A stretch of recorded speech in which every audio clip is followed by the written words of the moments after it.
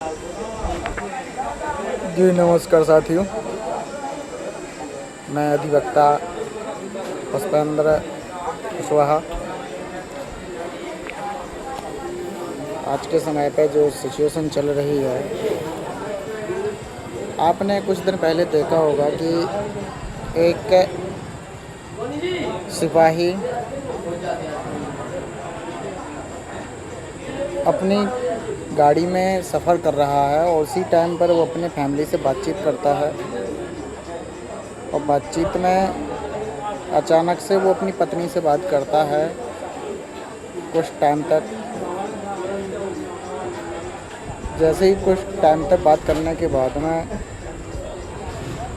ज़ोर से वह मोबाइल काट देता है, चीख करके कॉल कट कर देता है, गाड़ी से उतर के और एक नदी में कूद जाता है चिल्ला करके। इस बात से ये सिद्ध होता है कि वह व्यक्ति मानसिक तनाव में था। उसी तरीके से कल घटना हो जाती है जिला निवाड़ी में कि एक पुलिस आरक्षक जो पदस्थ तरीचर कला में था चौकी पर, और कल उसकी गाड़ी रेलवे ट्रैक के पास में मिलती है और उसी ट्रैक पर उसकी बॉडी मिलती है जिसमें ट्रेन से कटने की खबर मिलती है। तो उसके बारे में जब जानकारी ली गई, पता चला, तो उनके साथियों ने बताया कि ये बहुत ही हंसमुख व्यक्ति था, लेकिन कुछ दिनों से बहुत ही सीरियस रहता था। और लोगों ने बताया कि काफ़ी तनाव में व्यक्ति रहता था, इसको मानसिक तनाव था। तो हम सभी से सिर्फ आज का जो समय चल रहा है, जिस तरीके से घर में क्लेश चल रहे हैं, चाहे वो पति पत्नी के हों, पत्नी ससुर के हों, या पत्नी सास के हों, या देवरानी जेठानी के हों, या परिवार में किसी भी तरीके का जो भी क्लेश चल रहा है, तो सभी से हम एक ही बात कहते हैं कि इस क्लेश पर ध्यान दें।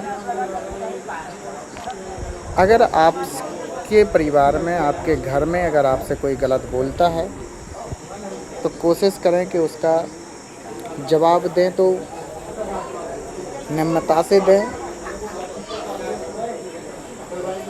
अन्यथा उस टाइम जवाब ना दें। बाद में उस बात को समझ सकते हैं बैठ कर के। किसी भी तरीके से कोई भी तनाव हो आपस में नहीं फैलाएं, क्योंकि जो महिलाएं होती हैं वो घर में होती हैं और पुरुष हमेशा बाहर जाते हैं, चाहे वो अपनी प्राइवेट जॉब करें या गवर्नमेंट जॉब करें या मजदूरी करें, कुछ भी करें, लेकिन वो घर से बाहर उनको चलना होता है। अगर सुबह से व्यक्ति घर से हंस के निकलता है, घर वाले खुश रहते हैं, तो उस व्यक्ति का जो दर्द होता है ना, वो कम हो जाता है।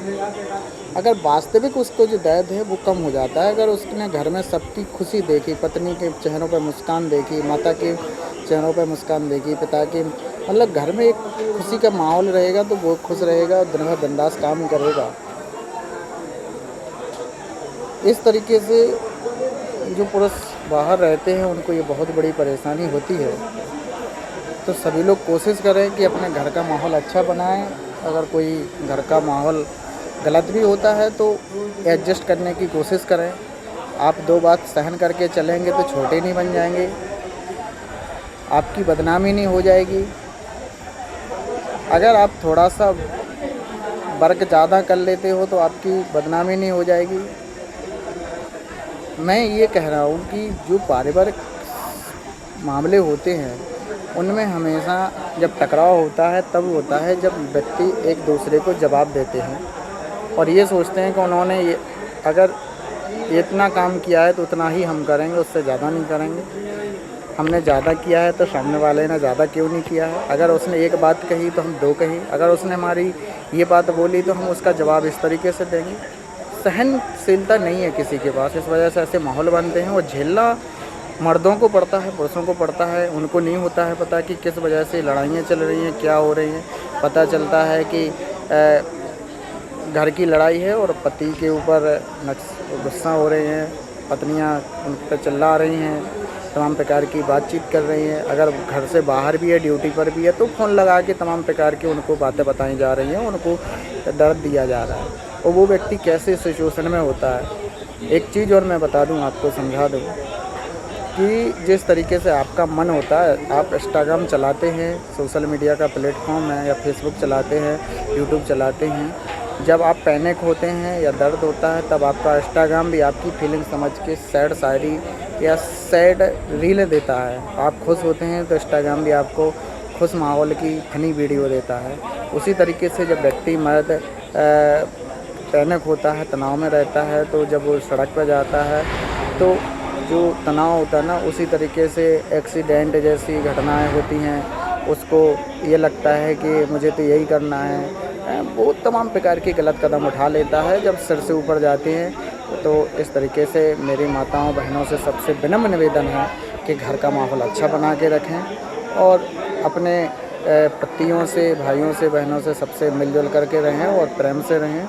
किसी तरीके का कोई भी वार्तालाप जो है, अगर कोई बोल भी देता है गलत, तो उसको सहन करने की कोशिश करें। उसका जवाब देने में आप ये नहीं हो जाएंगे कि आप बराबरी के हो जाएंगे, आपकी नाक कट जाएगी या आप कुछ हो जाएंगे। अगर आप शांत रह जाते हैं या उस चीज़ को सहन कर लेते हैं, तो ये वास्तविक है कि वो लड़ाई वहीं पर शांत हो जाएगी। अगर आप बराबरी से जवाब देंगे तो वो लड़ाई बढ़ेगी।